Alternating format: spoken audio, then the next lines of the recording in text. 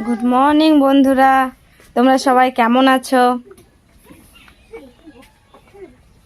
আমি তো আমার বাবার বাড়িতে এসেছি, দুদিন হলো, তো তোমাদেরকে বলা হয়নি। তো আবারও আমি চলে আসলাম একটা মিনি ব্লগ ভিডিও নিয়ে। এই যে আমাদের গাছ, এগুলো ফুলের গাছ, মানে আমাদের বাড়ির পাশে আমাদেরই হয়, আমাদের গাছের ফুল এগুলো সব। এই যে ফুটে আছে ফুল। আর সকালবেলা বাড়ির কাজ সেরে সবাই মিলে চলে এসেছি বাগানে ফুল তুলতে।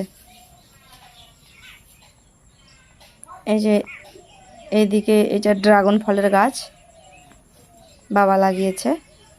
এই যে আর এদিকে আমার মা ভিতরে একদম বাগানের ভিতর ঢুকে গেছে ফুল তুলতে। আমার ছেলে দৌড়ে দৌড়ে যাচ্ছে পিছন পিছন। যে আমার বোন, আমার বাবা ভিতরে ঢুকলো ফুল তোলার জন্য।